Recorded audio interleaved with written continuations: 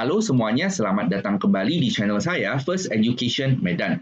Di video kali ini kita mau melanjutkan pembahasan soal-soal akhir bab ya, yaitu di bab 6 stoikiometri. Sekarang kita mau membahas soal esai yang nomor 26 sampai dengan soal nomor 29. Untuk pembahasan soal-soal sebelumnya silahkan cek linknya di bagian deskripsi. Kita mulai saja.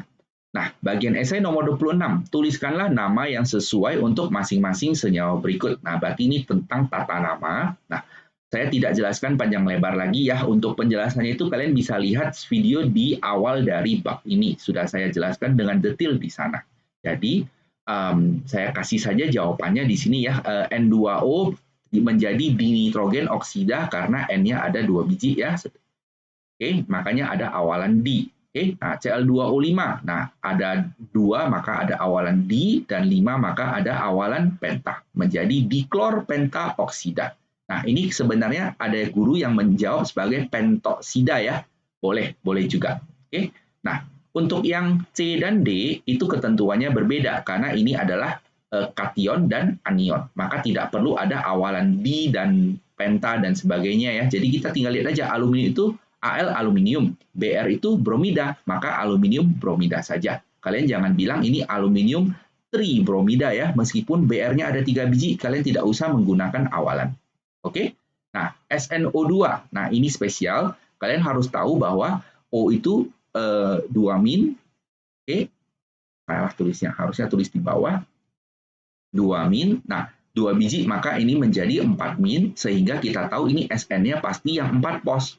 Dan kalian harus tahu SN itu ada 2 macam. Ada SN yang 2 pos dan ada SN yang 4 pos. Ya, harus hafal ya tabelnya. Jadi, karena untuk yang logam yang ada 2 macam muatan ini, kalian harus kasih tahu ini adalah versi yang mana. Nah, kebetulan untuk soal ini adalah versi yang 4 pos, maka kita tulis timah 4 Romawi oksida. Oke? Nah, untuk yang E, ini adalah bentuk asam. Kalau ada H di depan, itu adalah asam. Nah, NO3 harus tahu itu namanya nitrat, maka jawabannya menjadi asam nitrat. Ya.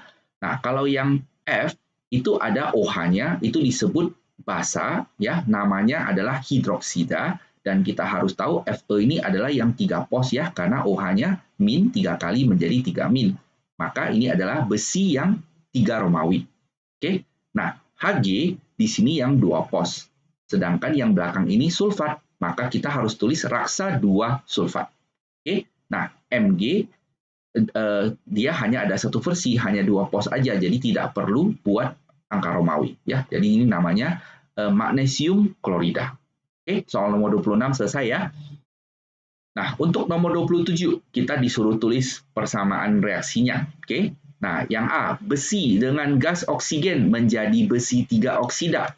Oke. Nah, ingat, besi adalah Fe. Gas oksigen adalah O2. Nah, besi 3 oksida, berarti ada besi yang 3 plus dan O yang 2 min. Oke, supaya setara bagaimana? Berarti ini harus dikali 2 dan ini harus dikali 3. Maka Z-nya adalah Fe2O3. Oke, nah lalu kalian setarakan ya. Untuk yang Fe harus 2 biji. Nah, untuk yang O sebelah kanan 3 biji, maka yang sebelah kiri di depan sini harus 3/2. Baru dikali 2 maka menjadi 3. Nah, biasanya kalau ada pecahan, kita buangkan pecahannya. Jadi kita semua kali dengan 2, dapat hasil akhir 4 Fe tambah 3 O2 menjadi 2 Fe2O3. Ya, jawaban A sedemikian. Nah, untuk yang B, aluminium, Al ya. Nah, asam sulfat, ingat itu adalah H2SO4. Membentuk aluminium sulfat, nah Al ketemu dengan SO4, ingat Al adalah 3 pos, SO4 itu 2 min, maka ini harus kali 2 dan ini harus kali 3. Maka aluminium sulfat adalah Al2 SO4 3 kali dan ada gas hidrogen yaitu H2. Ya, lalu kalian setarakan saja. Oke. Nah, untuk bagian penyetaraan, kalau kalian masih merasa bermasalah, silahkan cek video-video sebelumnya ya. Sudah ada banyak contoh soal di sana. Saya tidak jelaskan ulang lagi di sini supaya tidak menghabiskan waktu. Nah, soal C, gas amonia. Nah, ingat, amonia itu adalah NH3. Nah, asam nitrat adalah HNO3 membentuk amonium nitrat. Nah, ingat, amonium adalah NH4, nitrat adalah NO3. Oke, dan ini sudah setara ya. Jadi, kalau udah setara biasanya orang tidak tulis lagi. Nah, sebenarnya ada 1 di depan, tapi orang tidak usah tulis koefisien 1 di depannya. Jadi tulis begitu saja sudah boleh. Oke, nah lanjut soal D. Batu pualam itu adalah kalsium karbonat. Nah, ikat kalsium itu adalah Ca, karbonat adalah CO3, 2-. Oke, nah jadi langsung saja CaCO3 dengan asam klorida adalah HCl membentuk kalsium klorida, berarti CaCl2 ya. Air adalah H2O dan karbon dioksida adalah CO2. Oke, nah dan ini ternyata sudah setara, jadi koefisiennya 1 semuanya. Oke, nah terakhir, kalsium oksida padat, berarti CaO, dengan air H2O menghasilkan kalsium hidroksida, berarti Ca2 pos, OH-nya min, berarti ini OH-nya 2 biji ya, maka kita tulis CaOH 2 kali. Oke, nah perhatikan di penulisan jawaban saya tidak menuliskan wujud zatnya ya, jadi kalau gurunya minta, tolong tuliskan juga wujudnya. Nah, misalnya yang E ini kalsium oksida padat. Nah, ingat padat itu artinya solid. Oke. Nah, air itu kan harusnya air itu liquid ya. Wah, hapus semua. Oke. Ini adalah solid dan di sini adalah liquid. Oke. Nah, lalu dibilang ini padat. Oh, tidak, dibilang ini larutan. Berarti ini adalah aqueous. Oke, nah untuk yang D, batu. Nah, batu itu kan harusnya solid ya. Nah, larutan asam klorida berarti aqueous. Nah, membentuk larutan. Nah, berarti ini aqueous lagi. Nah, air aqueous dan CO2 gas. Tulis gas. Oke, nah ini gas amonia. Ini larutan dan ini larutan aqueous. Oke, nah ini padat, ini larutan, dan ini gas. Ya, ini padat, ini gas, ini harusnya padat. Oke, nah kalau guru minta wujudnya, maka kalian harus tuliskan juga. Oke? Soal nomor 27 selesai. Kita lanjut ke soal nomor 28 ya. Analisis cuplikan garam dapur. Cuplikan pertama datanya sedemikian, cuplikan kedua datanya sedemikian. Nah, ditanya apakah hukum Pros berlaku? Oke. Nah, hukum Pros itu penjelasannya kalian lihat kembali video sebelumnya ya, saya tidak jelaskan lagi panjang lebar. Nah, kita langsung kerja saja. Jadi datanya adalah bahwa ada Na dan Cl untuk yang pertama Na-nya sedemikian ya, 0,115 dan Cl-nya 0,1775. Kita tulis di sini. Nah, sedangkan yang data yang kedua, Na-nya ini 0,690 dan Cl-nya 1,605. Oke, nah triknya adalah kita fokus ke Na.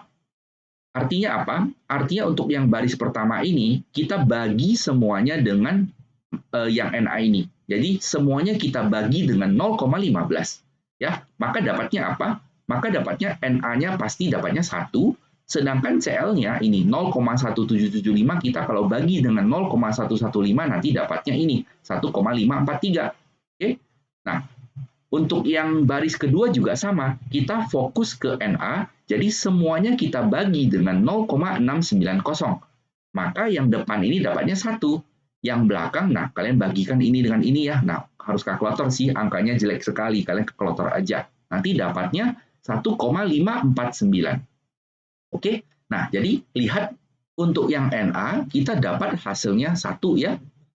Artinya, kenapa? Karena kita tadi tahan nilai untuk yang Na gitu. Jadi kita bagi dengan nilai Na dengan dia sendiri, maka nanti bagian Na pasti dapatnya 1. Dan ini sudah sama atas bawahnya. Nah, lalu kita sekarang fokus ke yang Cl.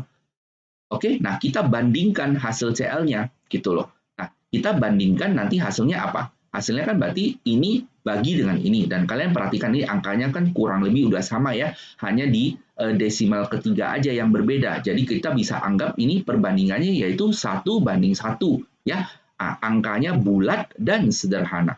Oke, nah itulah bunyi dari hukum Pros. Bahwa kalau unsur yang pertama itu kita samakan, maka unsur yang kedua itu perbandingannya pasti bulat dan sederhana.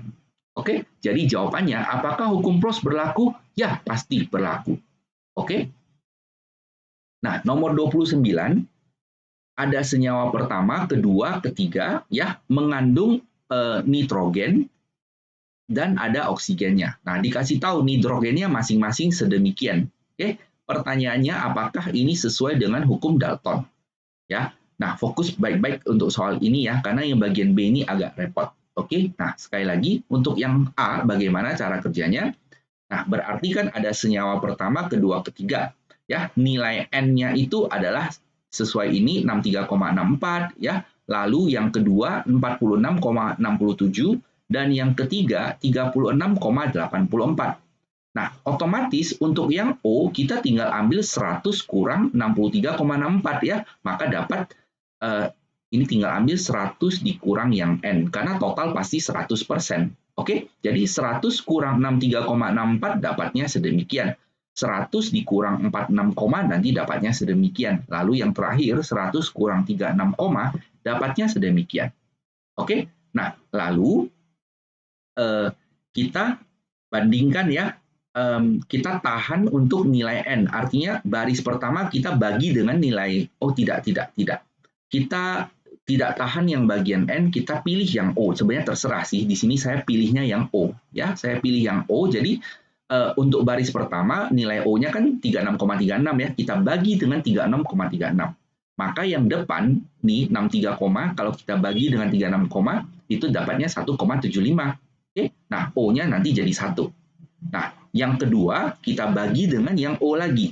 Oke, maka yang depan nanti dapatnya 0,875, kalau yang belakang 1. Nah, yang ketiga kita bagi lagi dengan yang punya O. Oke, nah ini bagi dengan dia sendiri kan dapatnya 1 ya. Tapi kalau 36, bagi dengan 63 dapatnya 0,583. Oke, nah jadi lihat ini O-nya sudah fix ya. Nah, lalu kita lihat lagi yang N. Kita lihat lagi yang N, kita bandingkan N1, N2, N3. Oke, 1,75, 0,875, dan 5,83. Oke, semuanya kita bagi dengan yang paling kecil, yaitu 0,582. Ya, maka nanti yang ini 1,75 kita bagi dengan 0,583 dapatnya 3. Lalu yang 0,875 kita bagi dengan 0,583 dapatnya 1,5.